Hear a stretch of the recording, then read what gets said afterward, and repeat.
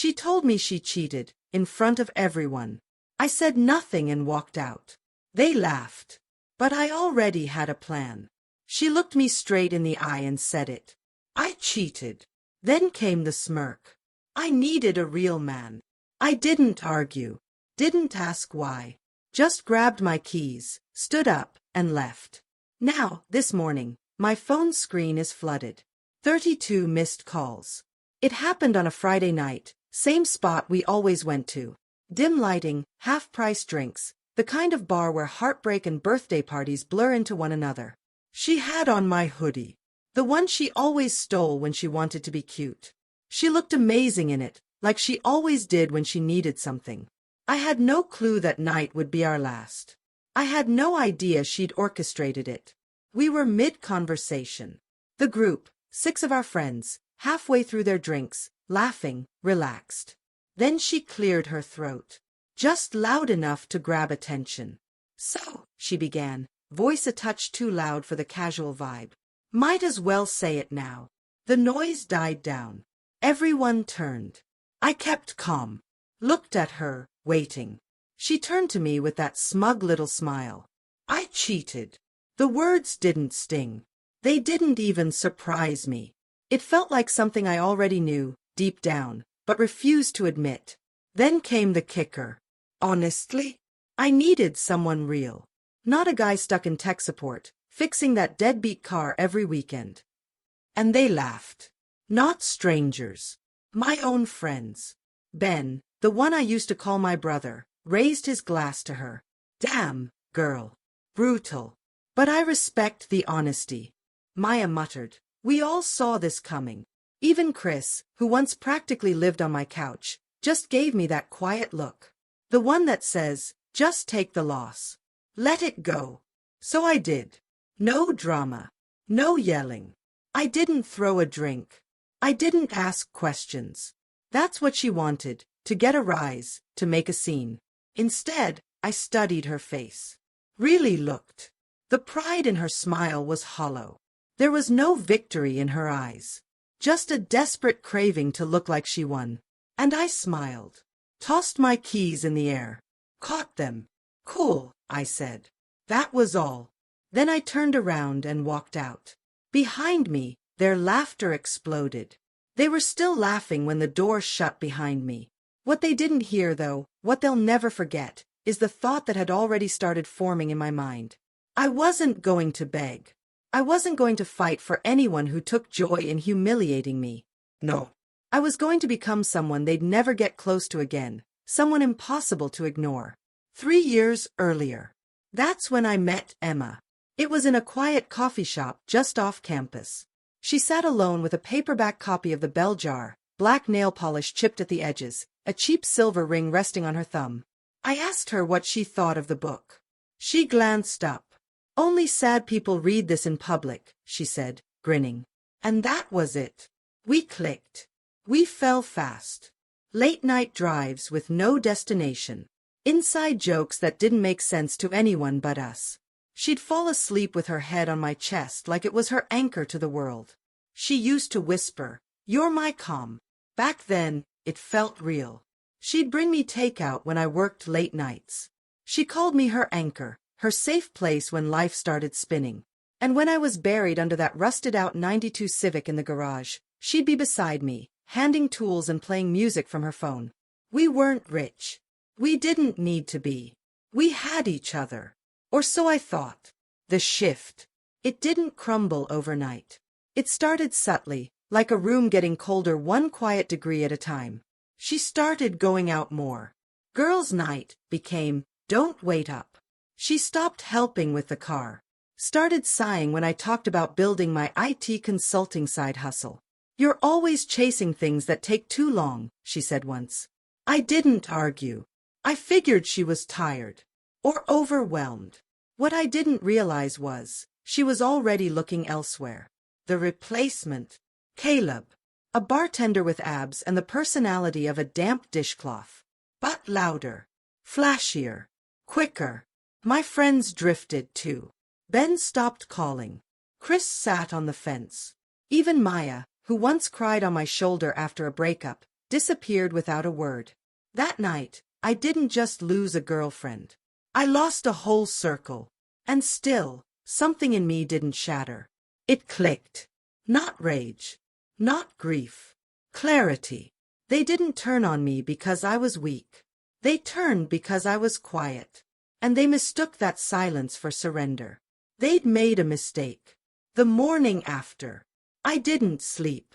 I lay in bed replaying it all. Her smug confession. Ben clinking his glass. The laughter that followed me out the door. The next day, I checked my phone.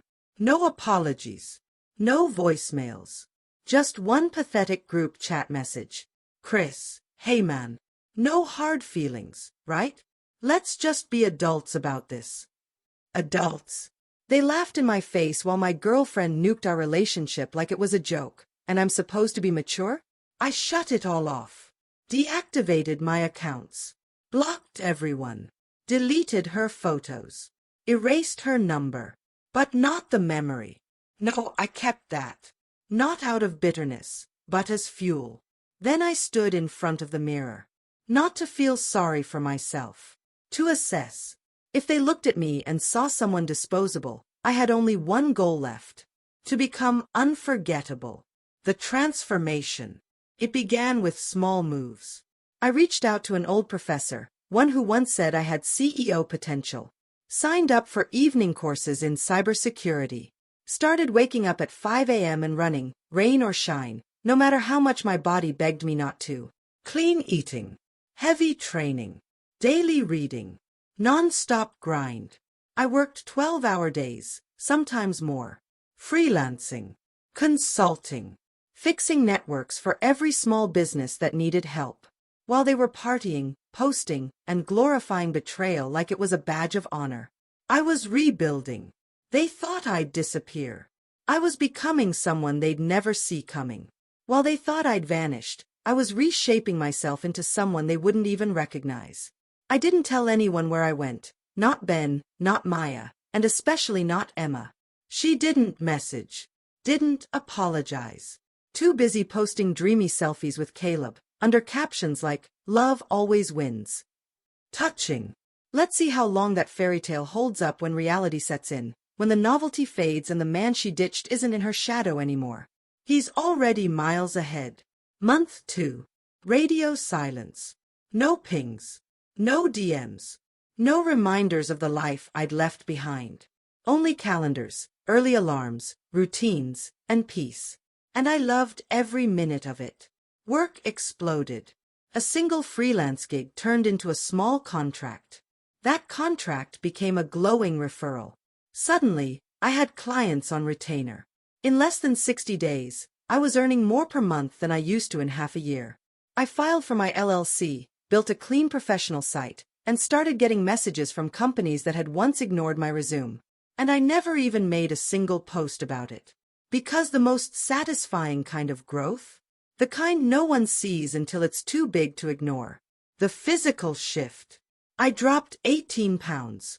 Cut carbs, ran 6 days a week, lifted like my life depended on it. My skin cleared up. I got a real haircut. Started dressing like I respected myself. Compliments didn't build my confidence. Discipline did. One night, I caught my reflection in a store window. I stopped and just looked. Would she even recognize me? Didn't matter. This version of me wouldn't give her 5 minutes of his time. The social echo. I wasn't sharing anything. But others were. My name started popping up in tagged event photos, client launches, charity runs, networking mixers. And Emma's friends. Some of them still followed those people. That's when my phone started buzzing again. Maya. Hey stranger. You look amazing. Hope you're doing okay. Ben, heard you launched your own biz. That's insane. Mad respect. Chris, dude, your name came up in a meeting today. Oh, you crushing it or what? I didn't respond to any of them. Because the guy they knew, he was gone. They buried him when they laughed. All I did was lay him to rest. Then came the cracks. Emma went quiet.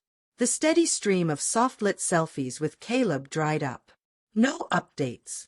No quotes about healing or real men. Just silence. Then came a flicker, an Instagram story from a birthday party, posted by a mutual friend. Emma was in the background. Alone. She looked older. Tired. Uncentered. No Caleb. No caption. Just a girl fading at a party that used to revolve around her. I didn't grin. I didn't feel triumphant. Just done. Not vengeful. Detached. Because when someone tears you down in public, and you rebuild in private, there comes a moment when even their name loses weight. The flood. It was a gray Sunday. Coffee brewing, soft music playing, me reviewing a pitch deck. Then my phone started glowing, one call, then another, then 32 missed calls in under 2 hours. Emma. Ben. Maya. Back to back, like smoke from a fire no one wanted to admit they'd started. The texts followed fast. Emma, I know I'm the last person you want to hear from. But please. Just 5 minutes. Emma, everything's falling apart. I need to talk to you. Please. Emma, I messed up. You didn't deserve what I did. Then Ben chimed in. Ben, yo man. I was wrong. We all were. Real talk. Ben, she told us stuff about how you weren't treating her right. We didn't know what was real. Sure. They never do, until they're not invited to the table anymore. Then Maya. Maya, I was a coward. You were always the genuine one. Maya, she's crying on my couch now. She keeps saying, he won't answer. Is he okay? I was fine. She wasn't. And the irony. They spent months treating my silence like weakness. Now it was driving them insane. The final text. At midnight, Emma sent the last message. Emma, I thought I wanted something exciting. What I got was something fake. Emma, Caleb cheated. He's gone. He's broke. I'm broke. Emma, I miss you.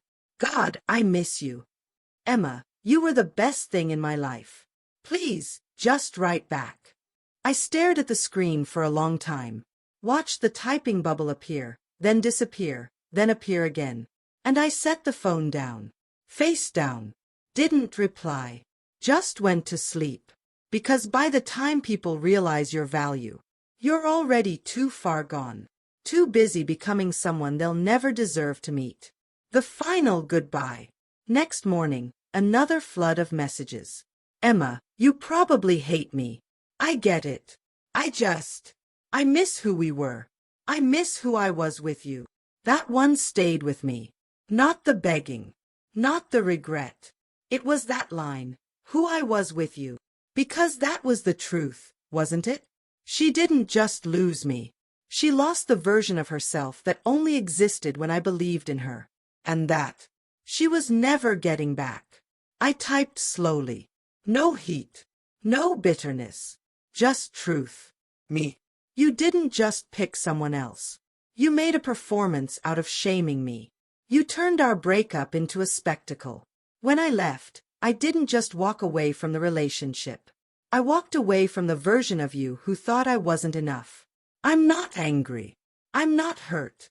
I'm just finished. Be well. Then I blocked her. Not to punish.